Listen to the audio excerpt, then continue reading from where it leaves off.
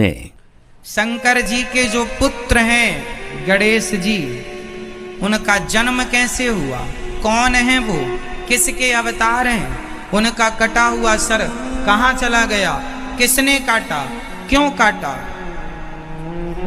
कथा बड़ी अद्भुत है, शंकर जी की कथा है। शंकर जी के घर में शंकर जी भगवान से कितना प्यार करते हैं, ये मैं अब आपको बताने जा रहा हूं, जरा ध्यान पूर्वक सुनिएगा। माता पार्वती और शंकर अपना गृहस्थ जीवन में चले गए, रति सुख का आनंद ले रहे थे। शिव जी रति सुख का आनंद ले रहे थे, तभी उनके यज्ञ में, उनके इस रति सुख में देवताओं ने जाकर के उनके इस सुख में व्यवधान उत्पन्न कर दिया। शंकर जी माता पार्वती बड़े क्रोध में आ गए, बाहर निकलकर दरवाजा खोलकर देखा देवता दरवाजा खटखटाए जा रहे हैं। बड़ा क्रोध आया माता पार्वती को। माता पार्वती ने श्राप दे दिया देवताओं को, जाओ तुम देवताओं के कारण मैं गर्भवती ना हो पाई। उस समय शिव पार्वती गर्भाधान करने की स्थिति में थे। माता पार्वती के गर्भ में शंकर जी का तेज स्थापित होने वाला था कि देवताओं ने डिस्टर्ब कर दिया, और देवताओं ने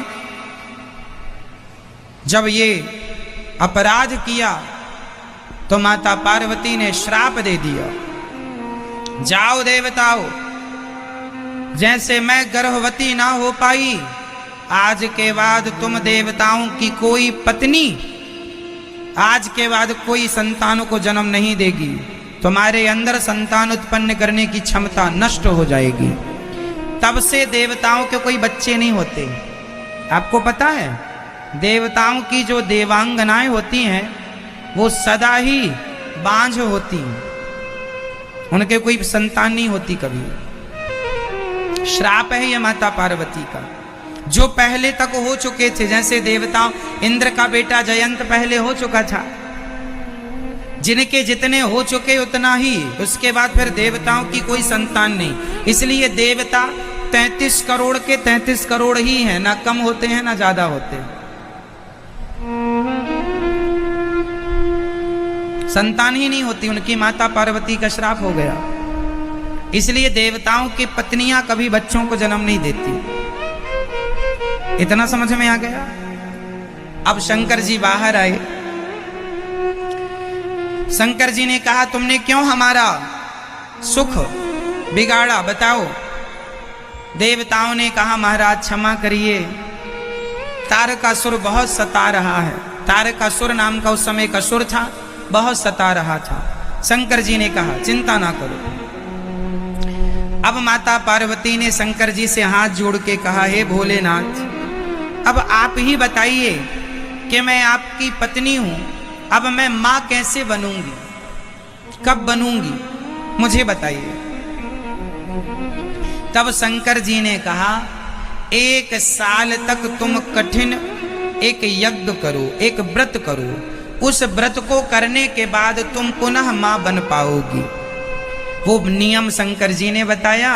माता पार्वती ने खूब धूमधाम से यज्ञ किया, उस व्रत को किया, उस व्रत में खूब दान पुण्य किया। माता जो जो मांगता वो देते।